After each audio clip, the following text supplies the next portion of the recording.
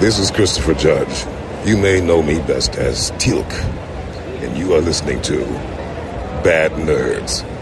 Indeed.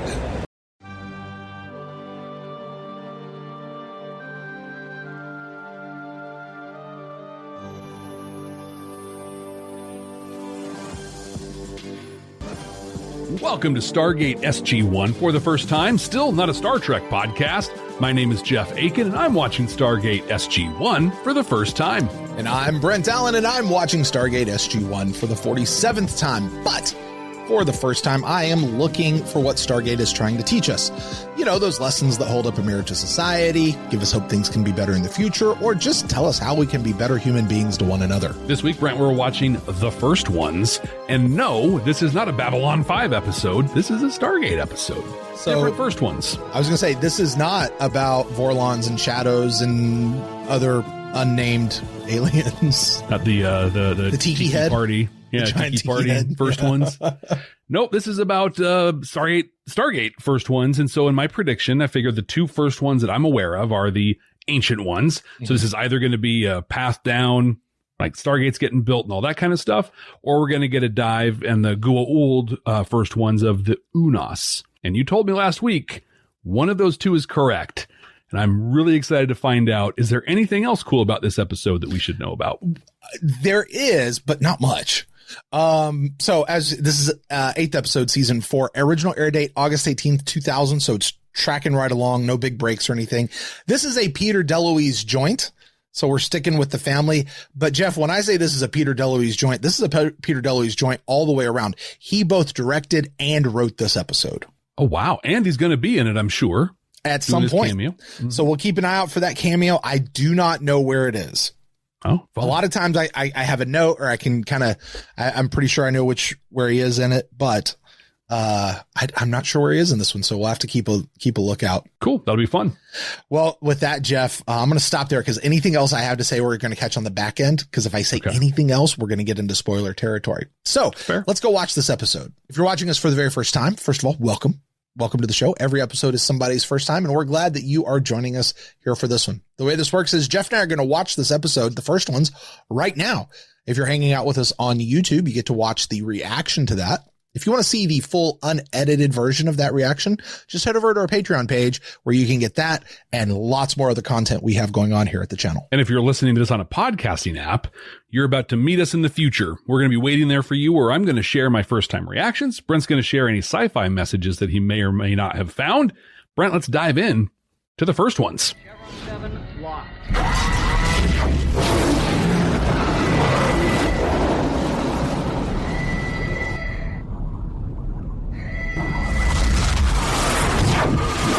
Cleo, as she has been so colorfully named by Robert Rothman, appears to have been a predator, not parasitical, confirming my theory that the Goa'uld evolved for millions of years in the prehistoric oceans of this planet before ever taking on hosts. Let's get a sedimentary timeline before we jump to conclusions here, please. Testing for Naquita levels. Wow, nothing, not even trace amounts. We didn't find any Naquita in Brutus or Julius either. That must become part of the Goa'uld makeup later in their evolution. That's significant. How so? I have no idea. Let's crate this one. Loader! Have some. Is it a predator? Go ahead, Hawkins can make a water run. Hey, real quick, do you recognize the guy that Daniel's talking to? Yeah, it's the guy who replaced him when he quit. It had all the sniffles and everything. Yeah. Mm-hmm. Yeah. I love ordering those military. B Squad Daniel. Hawkins! I like when we get these guys that come back around, you know? Yeah. Keeps that continuity. Don't ask.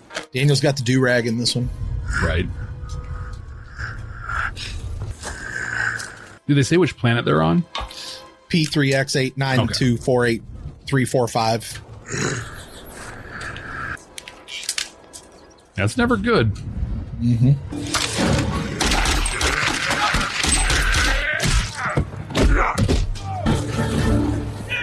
Who's that, Brock Lesnar? Just like, spear. Bill Goldberg. Right.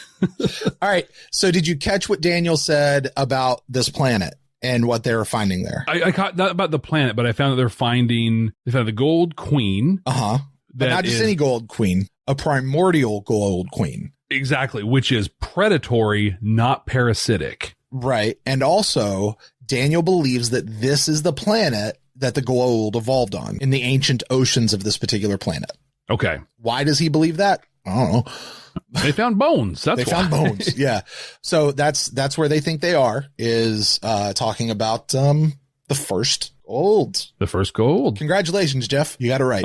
Yeah, first gold. That's Unis. So that was probably, it wasn't no. Unis were the first hosts. Not the first gold. Correct. Where's the rest of your team? Dead. Say it. Loader's dead. Some sort of indigenous life form.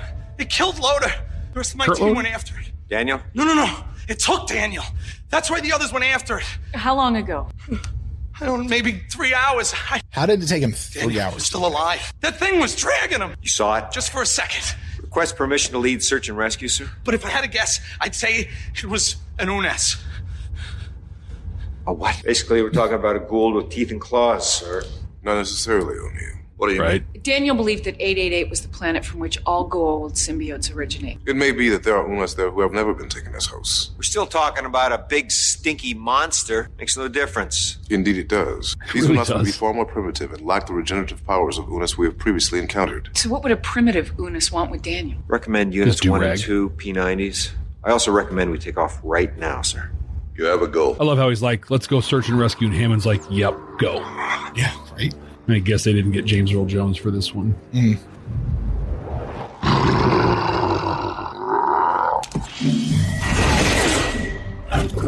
Oh, I was like, what the? I was flying out. With your permission, I'm gonna fall down now. Yeah, just dead weight him. Rest. That makeup looks a lot like Louis Gossett Jr. in Enemy Mine. Try again.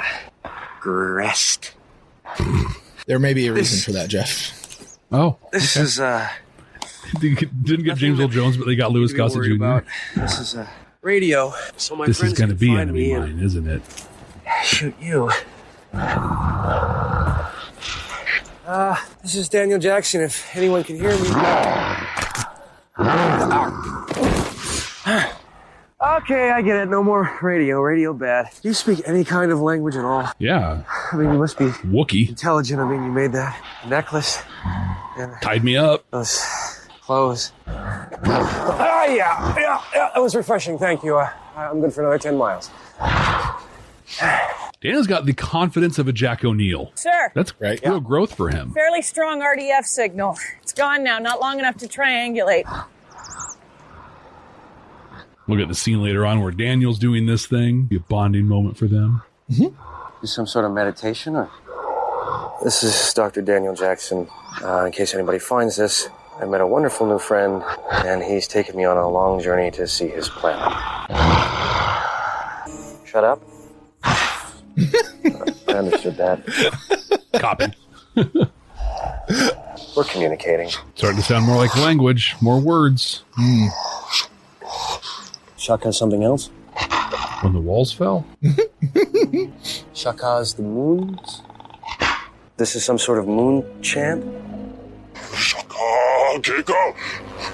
Shish. Shaka Kika. Shish.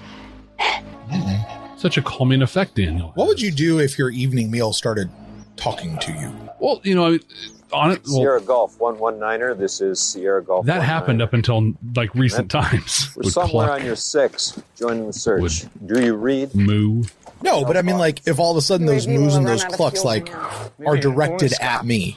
Yeah, be like, probably not going to eat it. You know, like going to change the menu a little bit. Yeah.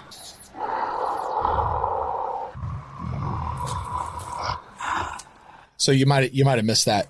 Daniel's getting ready to get down like on his face and just like slurp up the water, and he stopped and was like, "No, that's not how you drink. He's like teaching them. Yeah.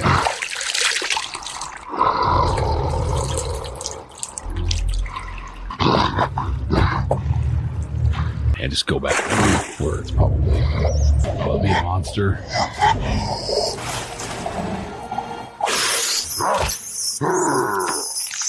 Is that a Gould?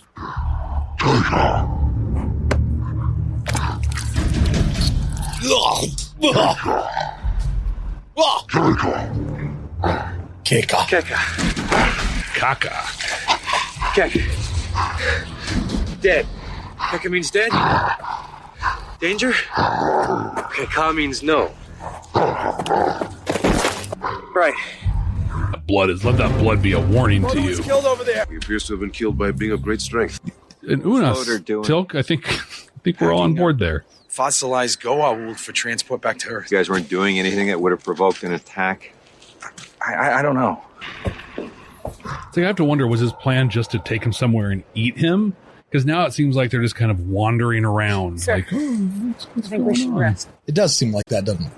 Mm-hmm. All right, go to ground. Boots on, no fire. I'll take first watch. Uh-oh. Prepare for incoming gold channel communication. Before we gate into the rest of this episode, did you know you're missing most of the content from this podcast?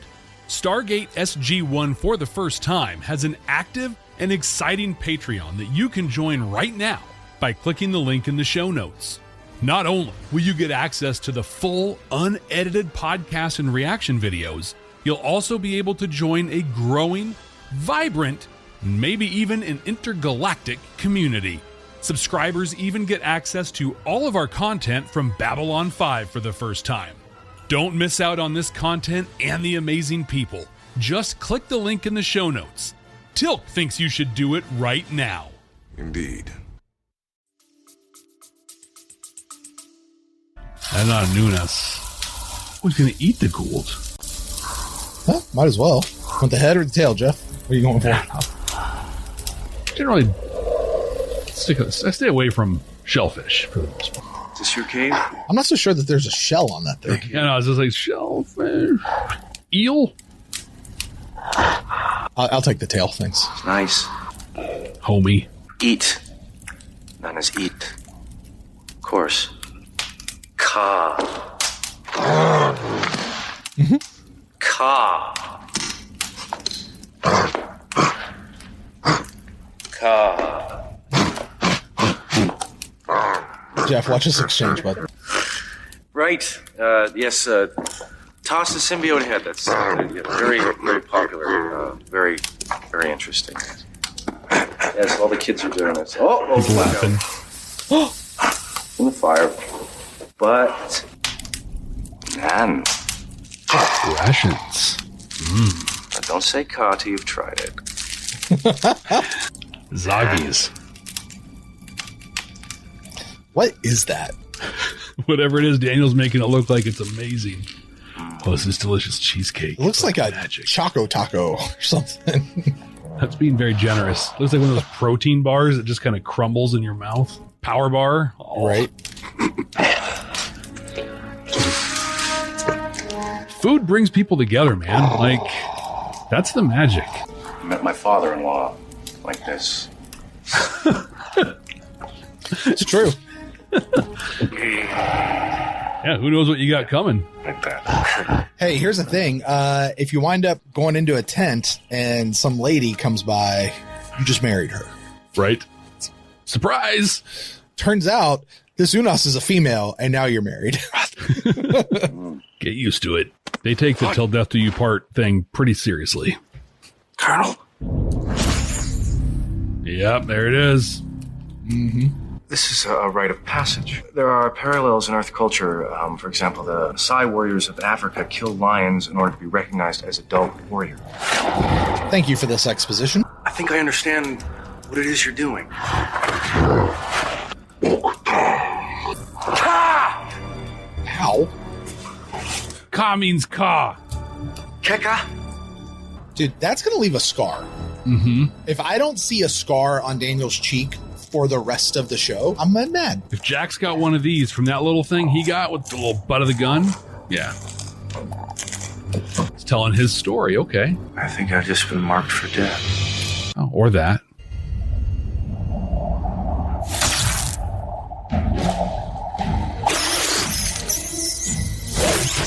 Over the shoulder. Tilk's such a badass, man. Look out, they're eating their own, man. Oh, it's dead, right? Come no closer. What was that? Lower your weapons. Tilk's versus like 8 of them. One or more of you may have become host to a Goa'uld during your watch. Do as he says.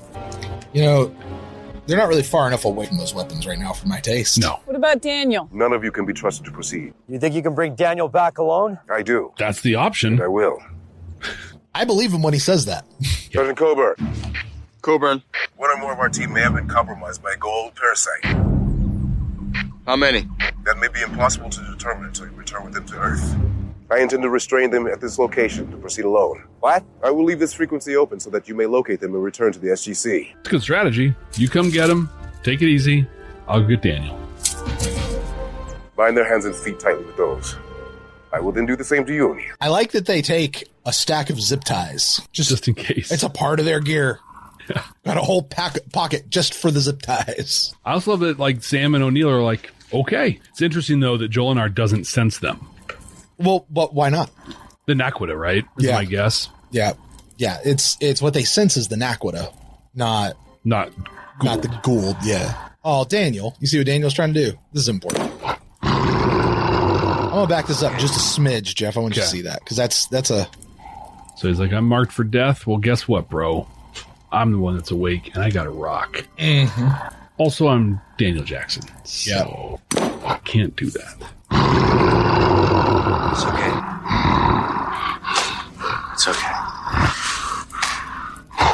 I can help you with that. But you have to trust me. Unas have green blood? Apparently, yeah. Gold have blue. I'm telling you, it's got to be Hawkins. Trust in me, O'Neill. What if I'm not O'Neill?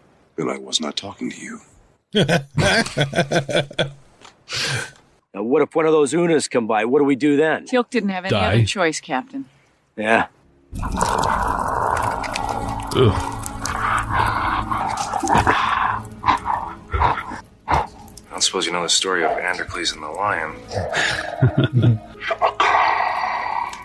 When the walls fell. What is Shaka? It's our version of Aesop. Look, obviously we don't need to be enemies here. I mean, I want to go home. I mean, don't get me wrong. I mean, it has been a hoot, but it's been a I did hoot. just pass up the chance to kill you. So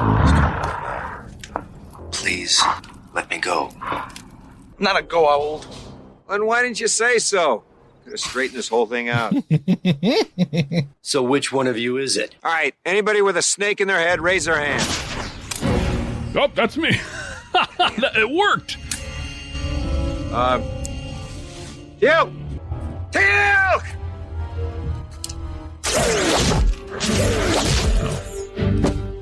He heard him.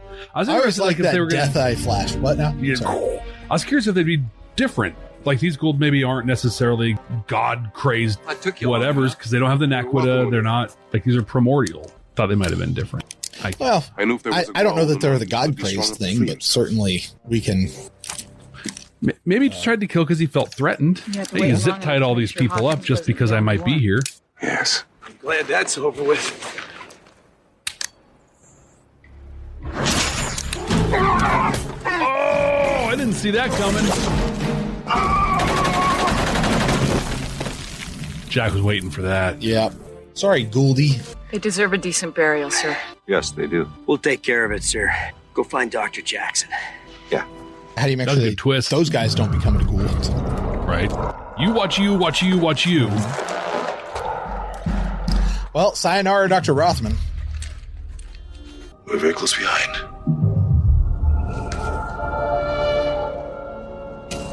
It's a lot of blood scratching his cheek. Drawing that big old streak up there. He literally wrote this way. Yeah. Good. I don't want there to be any misunderstanding here. Right. Look, I know we've got the beginnings of a beautiful friendship here, but I'm not sure your folks are going to understand.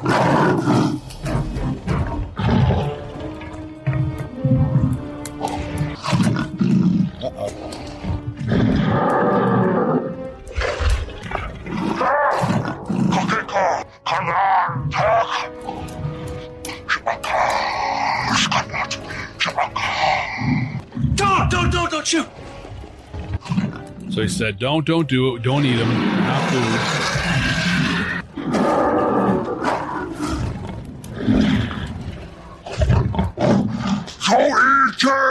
This started out as some sort of rite of passage. I think the alpha male was expecting the younger one to offer me up for some kind of feast. To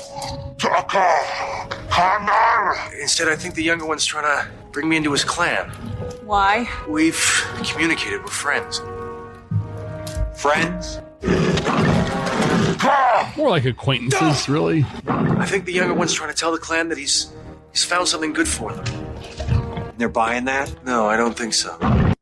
You know what's interesting is as Daniel is having this conversation with Jack and Teal'c and Sam, the Eunice is having that same conversation with his folks. Yeah, that's a great stop. observation. No, this is good. We found something like they're having that literally the same conversation with each other. Just in very different ways. Yeah. Yeah. What did you just say? I think I just asked him not to kill me. He might not listen to that. Yeah. So those are new weapons they've had in this episode than they've had before. Those would just do a little rat-a-tat-tat, man. Softened him up enough that he can take over. Dude, it's like a Narn, man. Without the cool kicks, right? We can drown that dude. We got a new alpha. He does look younger than the rest. Now they're all going to follow him. He's just become the alpha male. Interesting how they didn't stop the fight either. Like, this is definitely a cultural norm. Sure. I hope he says something in English. That'd be cool. Yeah. There you go. There you go. You want to come? It's cool now. But I have to go now. But I killed the guy. Friend. Say friend. It's the same growl from Enemy Mine. And Star Wars. Shaka. What'd that mean? I have no idea. But I think I've just been invited to come back one day and find out. Good thing he grabbed Daniel. This would have gone a very different way with anyone else. Especially Jack. Yeah.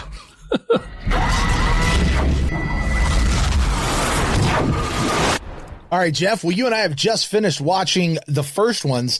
Not even 10 seconds ago, man. Take us through it. You've called this one step by step through the entire episode. Talk to us about your experience watching the first ones for the first time. It's pretty fun. My adventure started last week when I said, hey, this might have to do with the Unos in the first ones. It was even deeper than that. These are like the primordial Goa'uld, the symbiotes. Yeah. I don't want to paint them all with the Goa'uld brush, right? I'm not Jack O'Neill. They're the symbiotes. But we saw this as like probably where they came from. Mm-hmm. Dr. Rothman, our buddy Rothman, was around for part of the episode and called this little skeleton thing we saw Cleo, which Daniel thinks might be one of the very first queens to bring the Goa'uld or to bring the symbiotes up. Interesting things we learned. You know, they don't have Naquita in them. They're very different in ways that we don't fully understand. Mm-hmm. The symbiotes. But they're checking this thing out, looking at Cleo, and then Unos comes out and Bill Goldberg's everybody. Spear, takes him down, grabs Daniel and is dragging him back. I make the comment at that point that, that Unos makeup looks a lot like Louis Gossett Jr. from Enemy Mine. You're like, well, maybe that's because this is Enemy Mine. Yes. Also from Star Trek, it's Darmok. Also, it's The Enemy, where LaForge had to like team up with the Romulan and become buddies. Mm. Also, the Enterprise episode Dawn, where Trip got trapped on the planet and had to do the exact same thing. This is a ubiquitous sci-fi story. I know you're going to have a lot to say in the sci-fi messages because that's the whole point of this story is, hey, look at this thing. And it's such a great tool to tell the story. This was the same. Hey, this is violent. I should automatically not like you've tied me up. You're dragging me, but I'm going to take a moment and try to communicate. I'm going to try to do that. And because it was Daniel, that's like one of his superpowers, is figuring out how to break down languages, and he did it here for the most part. And they did the Dennis Quaid and Louis Gossett Jr. thing. They became buddies and did it through food. I tend to prefer that as Paul Winfield and Patrick Stewart, but however you want. It's all about how you grew up, right? I'm a little older, so I grew up with Enemy Mine. And listen, Dark's a great episode. Star Trek. It's awesome. Not as good as people think it is. Just go back and watch it. Like, it's okay. Well, folks, that is going to be the end of Stargate SG-1 for the first time, and everything having to do here with the channel. I want to thank you guys for tuning in here. I don't really know where to go after that. That's fair. That's fair. It's peak Star Trek. Just like this is peak Stargate in so many ways. I mean, going back. I'm not, pal. Go ahead. Try it. I'm not saying it. I'm just saying, like, when you watch it, you just kind of like, oh, okay. Like, maybe it's the same with this episode, but once you know what happens, it's in the telling of the story that it's entertaining and good. But once you kind of know the story, it's like, okay, well, here's this thing. Here's this thing. Yeah. Here's this thing. And honestly, that's how I felt about this episode in a big way. You knew the beats that were coming. Oh, they're going to eat. They're going to try each other's food. He's going to save him. So he saved him from a ghoul or from a symbiote, which was it's a pretty cool scene. Actually, two really cool scenes in this one. One was that where like symbiote leaps out of the water and the Unis is just like out of thin air. Right? Yeah. Nope. Rips it in half and they eat it. Well, tries to eat it. It makes sense, but that's pretty gross. And then same thing. Symbiote comes flying out of the water and Tilk's like, nope, over the shoulder with the staff, not even looking. Yeah, just waited. He knew what was coming. He knew exactly what it was. What's really fun, Jeff, when you go back and watch this episode again, and I would encourage you to go back and watch the Sun one again. I know you feel like you've seen it 15,000 times before, and you probably have, but still, go watch this one again. One of the neat things is very early on in the show, or in the episode, whenever they're near water, you hear the Goa'uld. Oh. You hear the little eel squeals and stuff in the background. Like, and you pick them up once you know what they are. It's like, oh, there's gold. Oh yeah. It's like the whole time. Yeah. The whole time. Like we kind of know where they came from, at this point. I had a question. So there's a really neat scene. Tilk. This is another great Tilk episode. I don't know that we've not had a good Tilk episode, if that makes sense. Like, they're all good. But in this one, he had a high point when they realized symbiotes here in the water. Good chance one of y'all got hooked up, and you got a Goa'uld inside of you. Yep, Hawkins and Dr. Rothman. Totally, I didn't see that coming at all. It felt unnecessary to me, to be honest with you. Like the first one was obvious. The first one, I got it. The second one was just like, we're short a few seconds. Let's add this in and kill this guy off, and he'll never be back again. Yeah, we're short a few seconds and don't want to hire this actor again. Yeah. Two birds. He pissed us off at some point, and we're not hiring him back. Yeah. RDA doesn't like him, clearly. Yeah. It showed. So, yeah. But it was a neat little surprise, neat little twist. Sure. But I had the question in that moment of like, I've wondered what the whole story with the Goa'uld this whole time, right? And just that's like, what was it that we've asked a couple times? Are all Goa'uld bad Goa'uld? And at this point, we can say probably the Goa'uld are bad, but not all the symbiotes necessarily. We met the Tok'ra, other one, they're just like, okay, maybe it's all right. So my question was these ones. Yeah. They don't have Naquadah. They've only lived here on this planet. They haven't necessarily had hosts because the Unas have all run into caves away from the water and they eat the symbiote. So I was like, maybe they're different. Still violent, but maybe just because they felt backed into a corner. And so I'm hopeful in a way that we go back to Planet 888. They named it out at one point, Planet 888, and we learn more about where these symbiotes came from and how they became Goa'uld. Like, where did they get this god, complex saying that they've made their deal? Yeah, it is something you almost have to fill in the blanks. I will tell you, we don't really get much more than what we have now. Oh, really? Yeah, this is it. Sorry, just so you're not looking for it in future episodes and spinning your brain about it. But they say in this episode, like, they must have bonded with an Unas earlier. Now, keep in mind, Goa'uld can bond with many different types of creatures. Only a few provide them opposable thumbs to go do stuff, right? But I think you catch the idea that there are some similarities to all Goa'uld. A superiority complex, taking over people, all these sorts of things, right? But these particular sets of Goa'uld certainly lack the lots of millennia of cultural development that the Goa'uld who have been out there actually possess. So, but it says they must have, got into the Unas and then figured out how the Stargate works, because the Stargate would have been there way before them, because they were not the builders of the Stargate. And they picked up some other technology somewhere along the way, and then picked up some other technology along the way, and somehow infused themselves with Naquadah, whatever that process looked like. made Jaffa and Bob's your uncle, you know, came to Earth and found out all of our gods and then stole our people and took them away. And so you got to imagine they probably did some of that with the Unas also. Like they're probably a part of their mythology. Are there planets out there that have other Unas where they would have used the Gould for the Unas first? Exactly. Yeah, because like we have the Tauri all over, they're farming them, so it makes sense. Or maybe that was a thing they learned from the Unas. So like, oh, we got to get better at this. This whole having one planet form thing just isn't working out so well. Right. But I don't know. It's interesting to me just how all of that came to be. This was a good way of exploring that, you know, and then leaving the door open at the end where we didn't know what Shaka meant, although I'm pretty sure it meant friend. Pretty sure, you know, Daniel, you could pick that one up, but you know, hey, maybe I can come back someday and find out what it meant. Wouldn't recommend doing that, Daniel. That seems pretty primitive. In a way, actually, now that I think about it, we have those handful of like the tribes here on Earth that have never had contact with the outside world. Like they're still intact and, you know, just their own thing. And we watch them from afar. We have that with the Unas and the symbiotes here where they haven't necessarily been touched. So it would be really cool if they came back to study that, even if they just like plopped some cameras or had some UAVs flying around just to kind of like record the stuff and see what they can learn without putting people at risk. They could learn more, but also it's a TV show. We need bad guys. We got the Gould. Even the Tok'ra are kind of jerks. They have that superiority thing. A little more humility mixed in with it though. So, you know, different, but also, they're bad guys. Pretty excited. We get to do a thing today that we haven't got to do in quite a while, Brent. Yeah. We're updating our tracking board. Woohoo! Sam's boyfriends. Let's put it in there. Maybe she had one. Okay. No snake guy for her. But we got an Indeed. Did we? I missed total it. Up to like, he said, says to Tilk, somebody is like, hey, do you think we can do that? Indeed. Nice. I completely missed it. So I was looking at something else, I'm sure, at that point. Yeah. I called it out and everything. It's a big deal. Sorry. I wasn't paying attention often.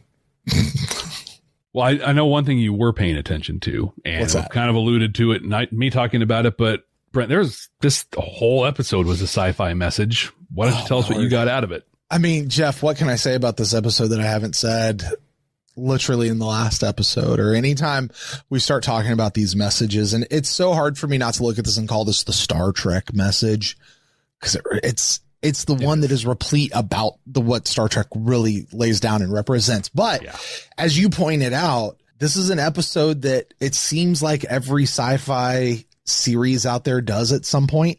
It's a ubiquitous sci-fi show. Or sci-fi message. It works across all boards. You have two people who are enemies who don't speak the same language. Learn to start speaking the same language, right? It's that communicate. It's that talk. But here's what really, I think, kind of jumped out to me about this one. You know, the thing is, and the truth is, we're all in this together. All right. Daniel and Shaka, I'm going to call him Shaka. I'm going to call that his name. All right. That works. Daniel and Shaka are on the planet together. They are both susceptible to Gould implantation. They are both in need of water. They are both in need of food. They are both in need of shelter. They have similar needs. They're in this thing together. Now, Shaka's got them all tied up and he's dragging them through the deal, but they're in this together. You know, here on Earth, we have lots of different people all around the world. People think they're better than each other. People want to tie each other up. But the truth is, you know what? We're all in this together. We're all human. We all live. We all die. We all have heat and cold tolerance levels. We all have the same basic needs: food, shelter, clothing. So what is it that really separates us, right? When Shaka figured out that Daniel was talking to him, to me, that's the moment where everything changed for him. Because before, Daniel was just a stupid animal out there somewhere. Right. Probably pretty smart given what they were doing over there in that little camp thingy, but still, he's going to be a good kill to bring back home. Like, look at this guy. Yeah. Right. But for the most part, he was just an animal. Oh, wait, he's talking to me. You see it. He's like, whoa, you're talking to me. You said my word. They begin to communicate. They're still kind of going back. They play a little game. They do the ha-ha thing like we see in every enemy mine deal, you know. There's even another point. Shaka's asleep. Daniel picks up this big rock to bash Shaka over the head, and he stops and he thinks better with it. And then you know what he does? He offers to bandage up his wounded hand. Fix him up, yeah. Shaka goes out, catches this Gould, saves Daniel from implantation. He didn't have to do that. He had Daniel tied up. Daniel gets implanted with the thing. Yeah, sure, he might have been able to bust the bounds or something like that, but he had him, But he also goes and he makes food, and he offers some to Daniel. Now, he throws it on the nasty, dirty, dusty floor that I don't want to eat off of. I mean, imagine having a good steak off the grill, and somebody throws it on the ground and says, here, eat this. My dog would do that, but I wouldn't want to do that. But if that's the culture of the person offering you the steak, like that's a real show of like, here you go. Right. But I still don't want to eat it necessarily. Like I can appreciate it, but I'm like, it's dirty now. Like it's Gould and it's dirty. Right. Strikes 1 and 2. Right. Also, come on, Daniel, try the food. Yeah. Try it. You never know. He said to him, don't say Ka until you've tried it. Well, Daniel, exactly. Listen to yourself, buddy. Same for you. But again, the piece here. So they're trying to learn how to speak to each other. They're learning that each other is actually, they're both similar in so many ways. Oh, you want to know a good way to start making friends, to start hearing what people are doing? Do something for them. Meet a need. Again, Jeff, what can I say about this that we haven't said 1,000 times as soon as last episode? Yeah. Because we had this with last week's episode as well. But I mean, listen, talk about a mirror to society. This is one of them. You talk about giving us hope that we can be better in the future. Look at where it resulted with the friendship between Daniel and Jaka, right? Maybe we're not there yet. They weren't bosom buddies. They weren't brothers, but there was enough of a thing that they could both live. They could go their separate ways and maybe come back, and there's hope for something more in the future, right? All because they learned to talk to each other. Jeff, this is 7 chevrons all the way through, as every Enemy Mine episode ever is. Yeah. While you're talking, I was thinking about something entirely different. And this message completely, like it's bigger than sci-fi even. Yeah. In the late 80s, early 90s, the wall was falling, right? The Cold War was coming between the Soviets and the United States was coming to an end. Mm-hmm. And pop culture was replete with Rocky IV, right? Just all of the things of this story being told in different ways. Rocky IV, they came together with the universally understood language of violence. Right. Like through beating each other up, they saw we can be different. There was a movie in the late 80s I enjoyed called Ruskies, right? Where some kids are on the coast and they find this Soviet, military person who's trapped, and they find a way to communicate and they bridge those differences. This is such a powerful message that you can just tell it straight out without even having to add the sci-fi element to it. This is, and it's such a great message because every time things get better. It's not that everybody becomes best friends and they're throwing a party and moving in. We saw that here. Yeah. It was just like tip of the hat. We're good. Maybe I'll see you in the future. Also, you killed that guy and that's pretty weird. But I'm not here to judge. I'm just here to say we good and I'm out. We could just find that way, that common ground. Again, we've talked about this so much, both here and on Babylon 5 for the first time. Just find a way to communicate. Mm-hmm. Yeah. 7 chevrons. This is the message. Full stop. So here's what I want to know from the folks out there. Were there any other messages? I mean, I was so focused on this one. There could have been others that I just didn't even, take into account. So, hey, listen, let us know. Head over to our website, head over to our page, Twitter, whatever you can find, and let us know what other messages you guys have found out there. Who knows? Maybe we'll use that on a future episode. Jeff, I do these messages. I do this little rating thing. You, however, though, have the much more fun and much more important, frankly, task of ranking this in our 100% completely accurate, totally definitive, immutable ranking of season 4 of Stargate SG-1. Jeff, we're going to add this in. I'm going to go with our top 5. That's good. Our current top 5. Let's go bottom to top. Number 5 is The Other Side. Number 4 is Crossroads. Number 3 is Upgrades. 2 is Small Victories. And number 1, Window of Opportunity. Jeff, where do you place this episode? First ones. Absolutely cracks the top 5. This is a good episode. It's good in every form it's ever been in. This one, though, is just going to barely make it into the top 5 at number 5, just above The Other Side, below Crossroads. Interesting. Yeah. Tell me why. That's not where I would have placed it. No. Why? Yeah. Like what's your thinking as you go through that? So I think a big so Crossroads was a really unique episode and gave us a lot about the symbiotes, right? And just that history, that genetic knowledge, the genetic knowledge and memories that they have. Mm-hmm. The fact that now as a Jaffa, like you can kind of tap in, like we learned some good stuff and it was really entertaining. It was a good episode. This one was a great episode, but I think that once I knew what it was, it became less about enjoying the episode and more about, I wonder how they're going to do this thing. It was good. They did a great job with it, but I think I've seen this episode so many times and in so many ways that this is a good take on it. Let me ask you this. I'm going to put it in a different frame. Think of all the different ways you've seen this episode. Mm-hmm. Where do you rank this in the various ways you've seen this episode done? So just within Star Trek, I named 3 that happen in Star Trek. This would be underneath Darmok. So Darmok, I think, did a more entertaining job of it. And that might be my nostalgia speaking through that. Just like my nostalgia speaking when I say the best telling of this story was the movie Enemy Mine. To me, that's the top one. But that was my entry point right into this as a kid. So, I mean, I'd say Enemy Mine is number 1. If I pull in the other stuff, Rocky IV is right there at the top. I mean, and again, dude, Rocky IV is a horrible movie. Like, objectively, it's terrible. But when I was like, just, oh my gosh, just being a little kid watching that happen and living in that time. Yeah. So good. So I would say it's in the top 5 of the tellings of this story that I think about it. But even like just I can think Star Trek or Darmok, Enemy Mine, Rocky IV, just those right off the top of my head pop on top of this one. Fair enough. Well, you guys, you heard it out there. That is the 100% completely accurate and mutable ranking of this particular episode. I will remind you that is Jeff's ranking though, not it's immutable. It's accurate until it's not, but until it's not, right? Well, Jeff, buddy, that's it for the first ones. There we go. We are done. Hey, you did a really good job at predicting this episode.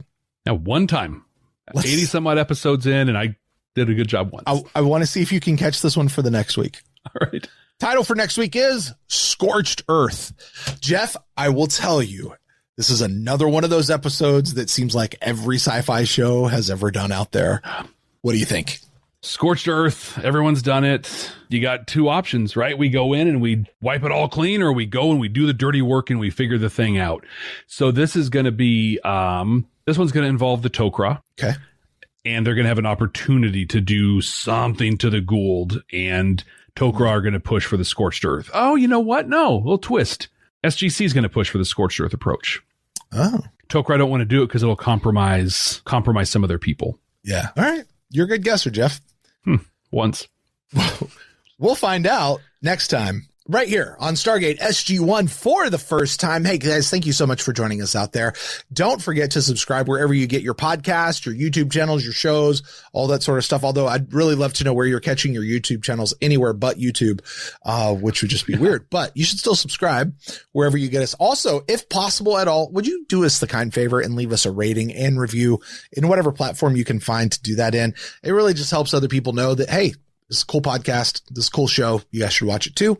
Also, please, the biggest thing you can do to help us out is to share this show with somebody else that you know who loves Stargate, or like my friend Jeff over there, needs to get into this show for the very first time. So with that, until next time, my name's Brent. That's Jeff. We're going to sign off for Brent. Today. Yeah, Jeff, what's up, buddy? I don't know about you, man. Are you hungry? I think we should go non some eel. Do what? Non. Oh, for crying out loud.